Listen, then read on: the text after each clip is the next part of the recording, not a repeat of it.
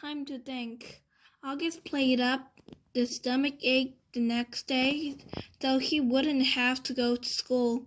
I admit I felt a little bad for Mom, who was genuinely concerned that he was a stomach bug, but I had promised August I wouldn't tell her about the incident at school. By Sunday, he was still determined not to go back to school.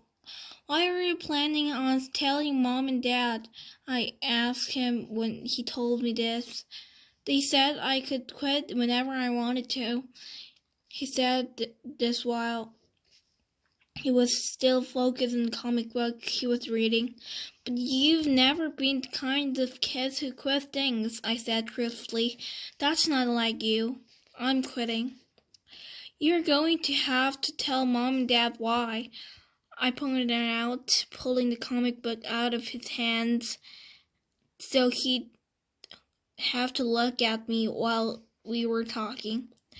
"When Mom will call the school and everyone will know about it." "Will Jack get into trouble?" "I would think so." "Good." I have to admit, August was surprising me more and more. He pulled another comic book off his shelf and started leafing through it.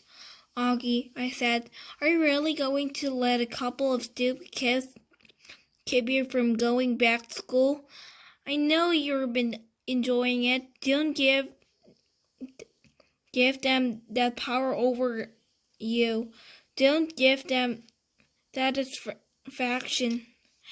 They had no idea I even heard them, he explained. "No, I know, but Via, it's okay. I know what I'm doing. I've made up my mind." "But this is crazy, Augie," I said impatiently,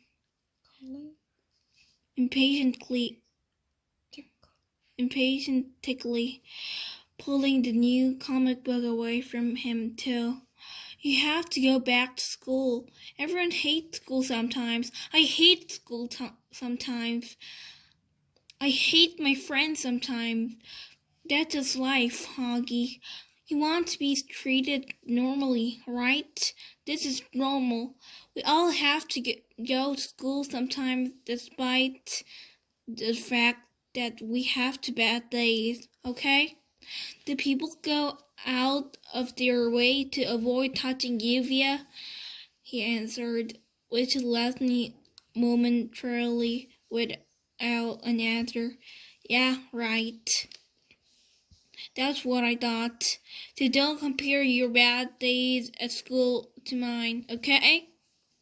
"Okay, that's fair," I said. "But it's not a contest about who stays stuck the most, Augie. The point is we all have to put up with the bad days. Now, unless you want to be treated like a baby the rest of your life, or like a kid with special needs, just have to suck it up and go." I didn't say anything. I think that last bit was getting to him. "You don't have to say a word of those kids," I continued. "August, actually, it's so cool that you know what they said, but they don't know you know what they said. You know? What the heck? You know what I mean. You don't have to talk to them ever again if you don't want, and they'll never know why. See? Or you can pretend to be friends with them, but deep down inside, you know you're not." "Is that how you are with Miranda?" he asked. "No," I answered quickly, defensively. "I never faked my feelings with Miranda." "So why are you saying I should?" "I'm not. I'm just saying You shouldn't let those little jerks get to you. That's all. Like Miranda got you. Why do you keep bringing Miranda up? I yelled impatiently. I'm trying to talk to you about your friends. Please keep mine out of it. You're even friends with her anymore. What does that have to do with what we're talking about? The way August looking at me reminded of a doll face. He was just staring at me blankly with his half-closed doll eyes. She called the other day, he said finally. What? I said stunned. And you didn't tell me? She wasn't calling you, he answered, pulling both comic books out of my friends. She was calling me, just to say hi. To see how I was doing. She didn't even know I was going to real school now. I can't believe you hadn't even told her. She had the two of you wouldn't hang out with as much anymore, but she wanted me to know she'd always loved me like a big sister.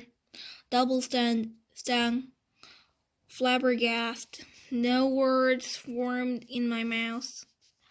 Why didn't you tell me? I said finally. I don't know. He shrugged, opened the first comic book again. Well, I'm telling Mom and Dad about Jack Will if you stop going to school, I answered.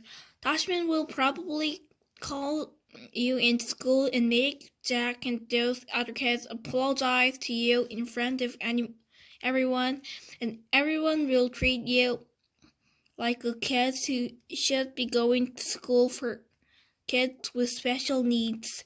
Is that what you want? Because that's what's going to happen. Otherwise, just go back to school and act like nothing happened. Or if you want to confront Jack about it, fine. But either way, if you... Fine, he interrupted. What? Fine, I'll go, he yelled now loudly.